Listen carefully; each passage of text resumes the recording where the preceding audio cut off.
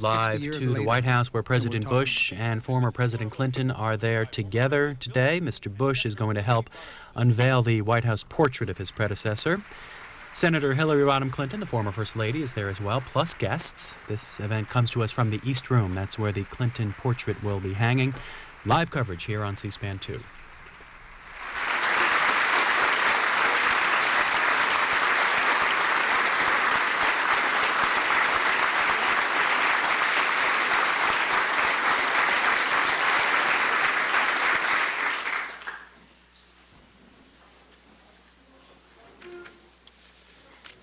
Good morning. I'm Henry Dudley, Chairman of the White House Historical Association. Our Board of Directors, President Neil Horstman, and I are honored to be here today to participate in this historic occasion. One of the most significant types of artwork found in the White House is portraiture of former presidents and First Ladies. The first presidential portrait acquired for the White House was George Washington by Gilbert Stuart, purchased by the United States government on July the 5th, 1800. We are proud of the private role the White House Historical Association plays in preserving the White House and its incomparable collection of fine and decorative arts, providing, since our founding in 1961, more than $22 million for the benefit of the President's House.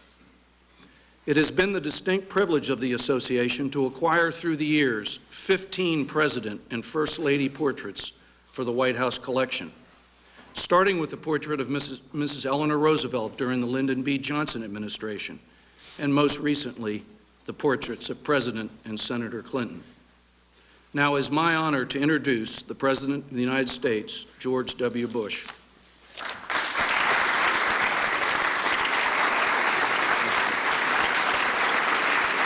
Thank you all.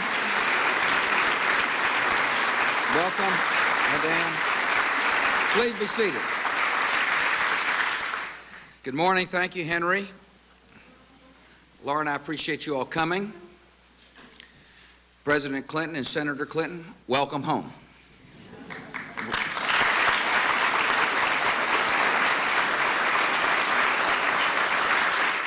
All who live here are temporary residents. The portraits that are presented today will be held permanently in the White House collection for all the ages. And so beginning today, the likenesses of President William Jefferson Clinton and First Lady Hillary Rodham Clinton will take their place in a line that began with George and Martha Washington.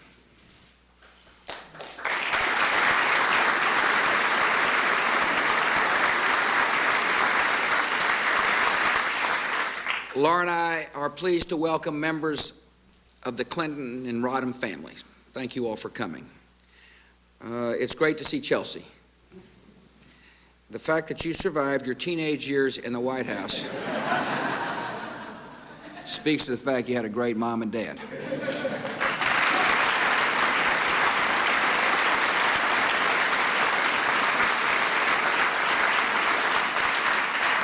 We are pleased that Mrs. Dorothy Rodham is here. Welcome. We're glad you're here. And those two boys you're still trying to raise. Hugh and Tony, thank you for coming. We're glad you're here.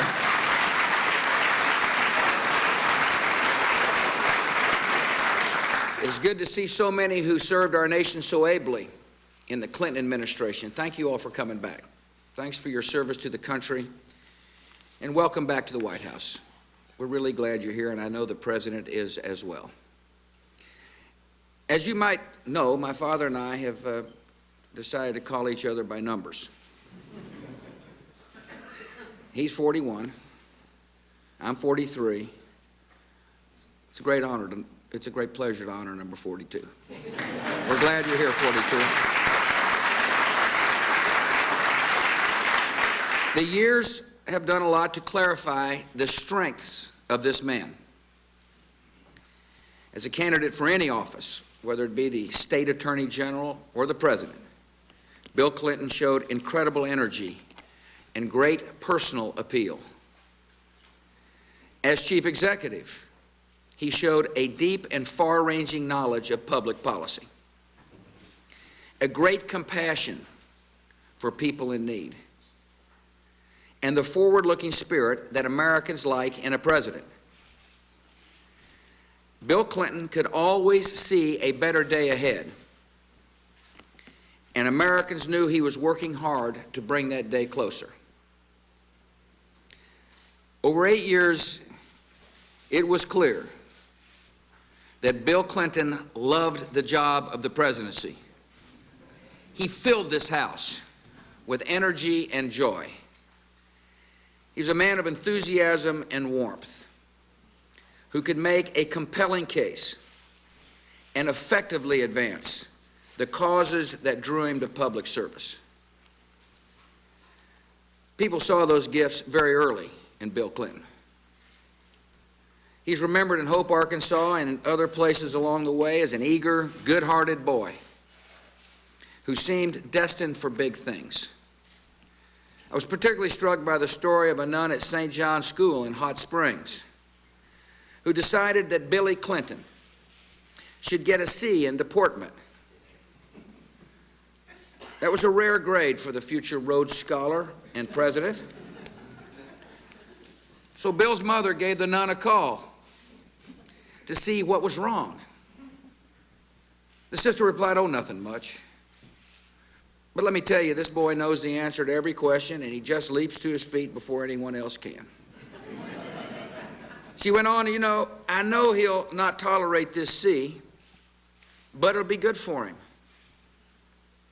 And I promise you, if he wants to be, he will be president someday. People in Bill Clinton's life have always expected him to succeed. And more than that, they wanted him to succeed. And meeting those expectations took more than charm and intellect. It took hard work and drive and determination and optimism. I mean, after all, you got to be optimistic to give 6 months of your life running the McGovern campaign in Texas.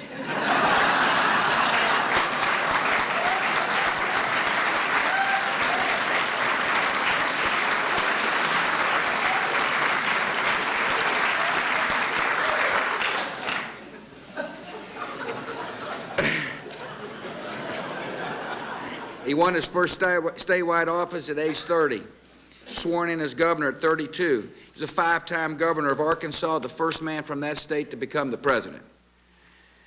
He's also the first man in his party since Franklin Roosevelt to win a second term in the White House. I mean, I could tell you more of the story, but it's coming out in fine bookstores all over America.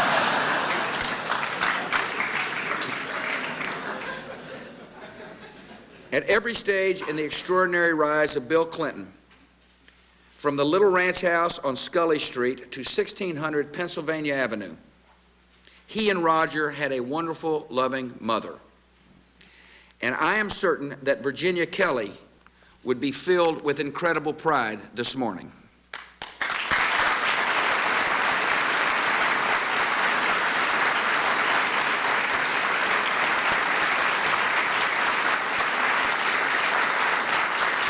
And so would Hugh Rodham Sr. Mr. Rodham did have the joy of seeing his only daughter become America's First Lady.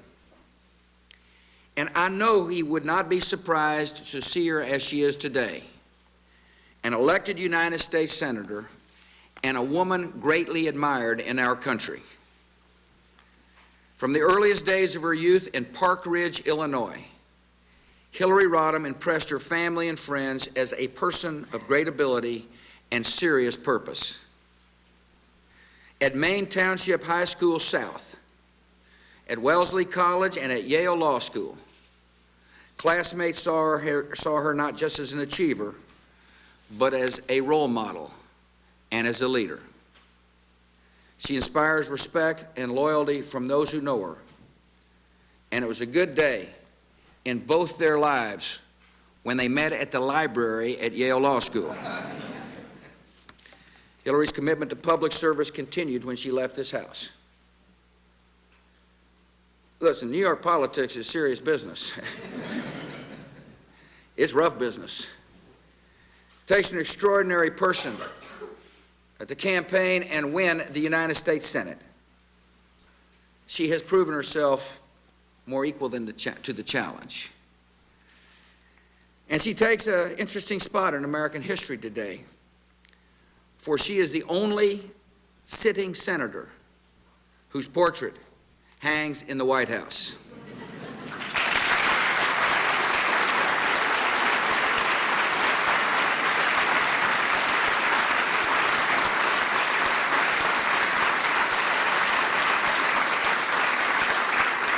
The paintings of the Clintons are the work of a fine American artist, Simi Knox. Mr. Knox has rendered portraits of a Supreme Court justice, a cabinet minister, a mayor, and members of Congress. And today we thank him for putting his skilled hand to the portraits that are about to be unveiled. More than 40 years have passed since a boy of 16 came here to the White House with a group from the American Legion Boys Nation.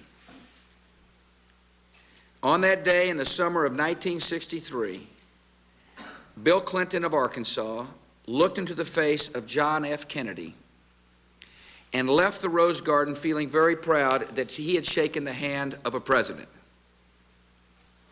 Today, he can be even prouder of decades of service and effort and perseverance that brought him back to this place as the 42nd President of the United States.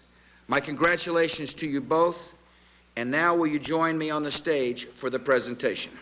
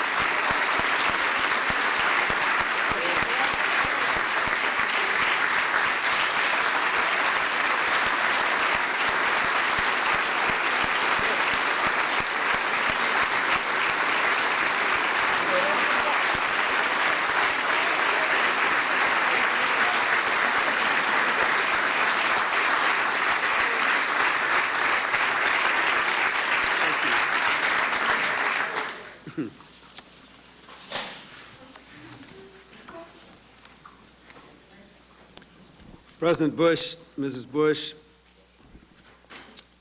Mr. Dudley, Mr. Horstman, ladies and gentlemen, it's a great honor for Hillary and Chelsea and my family and our friends to be back here today in this wonderful place we called home for 8 years. I'd like to thank all the people who were part of our administrations for joining us today. And Mr. President, if you will permit me a indulgence about Texas, I want to especially thank your former Senator Lloyd Benson and Mrs. Benson for being here. Thank you very much for coming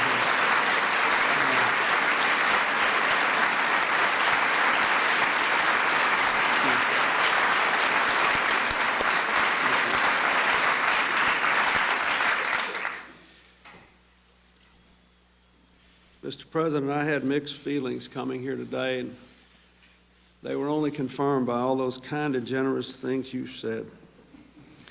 It made me feel like I was a pickle stepping into history. I used to walk through this house day in and day out looking at those pictures. I love to go in the Blue Room and look at the wonderful portrait of Thomas Jefferson in there and his successors and John Adams. And it reminded me of something that happened long toward my second term. Maybe this will happen to you. I was in Cleveland in a grade school looking at a reading program, and this 6-year-old kid came up to me and said, "Are you really president?" And I said, "Yes, I am." He said, "But you're not dead yet."